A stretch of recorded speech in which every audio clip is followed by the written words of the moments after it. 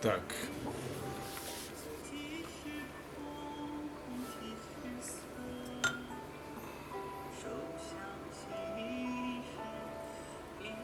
Dnes skúsime štruktúru znaku Lung, čo je drak. Čínsky drak. Skúsim vám niečo k tomu povedať, niekoľko slov.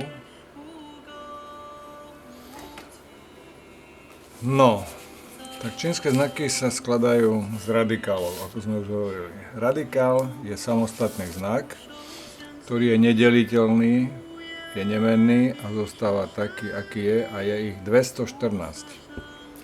Keď viete týchto 214 radikálov, viete poskladať všetky znaky v čínskom písacom spôsobe a tých je okolo 60 000, bežne 20 000. Číňania bežní ovládajú 3 500. Študovaní okolo 10 000. Takže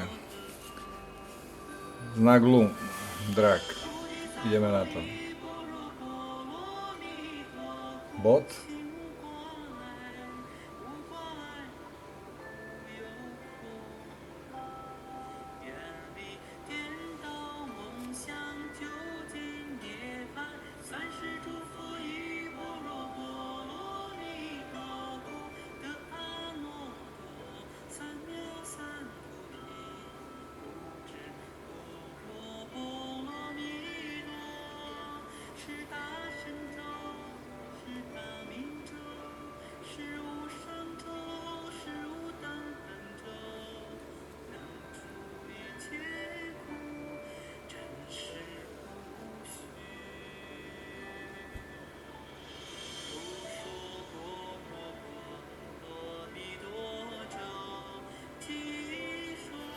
Toto je Lung, drak. No. A teraz čo o tom? Tej kompozícii, štruktúre toho znaku. Vidíte, že do štvorcovej siete som ho písal schválne. Takže čo, ako, s čím súvisí. Vidíte, že to je mnoho ťahov v jednom znaku a vidíte, že je rozdelený na polovicu. Hej? Prvý je ten vľavo, ten druhý radikál je ten vpravo. Tu hore je jeden radikál. Toto je jeden radikál tu. Toto je druhý. Neviem, či toto není tretí, alebo toto celé je jeden takisto. Takže 1, 2, 3, 4, 5, 6, 7, 8, 9, 10, 11, 12, 13, 14, 15, 16, 17. 17 ťahov.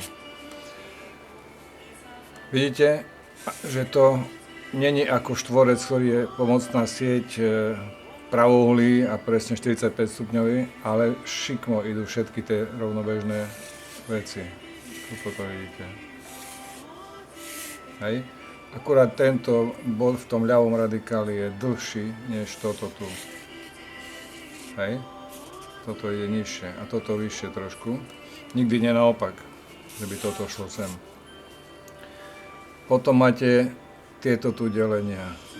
Tento. Tu sú rovnaké vzdialenosti vždy. Hej. Tieto. Najväčší bod je ten posledný z tých troch.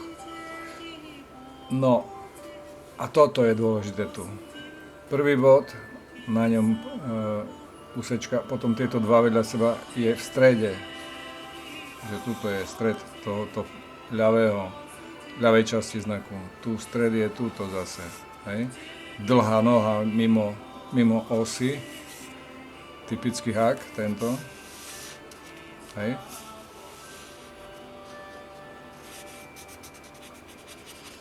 Čiže tu je kolmica, vidíte? Nejde ten hák takto nejako, hej, šikmo, ale kolmo. Tu je oblúk. Čiže nemôže ísť takto nejako, hej, alebo naopak takto nejako, hej. Tu tento oblúčik je guľa, hej, tu takisto na konci. ale medzi tým je tu tá kolmica, ktorú toto tu vlastne vyplňa, ten hák. Tento spodný háčik tu dole zase, ten v strede toho ťahu, hej? V strede ťahu je špic na spodku, tu je len malý, tu je oblúčik, toto je uzavreté, čiže tento tvar musí mať, nie takýto nejaký, hej, alebo nejaký taký, hej, proste, o to tu ide, presne.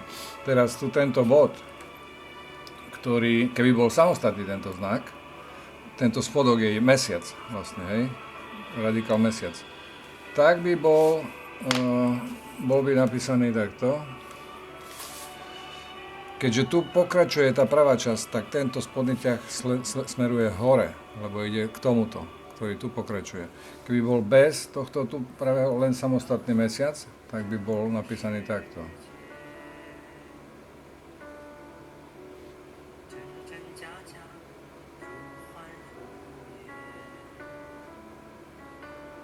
Čiže rovnaké tieto dva ťahy. Hej, úplne rovnaké, tu sa nedotýkajú.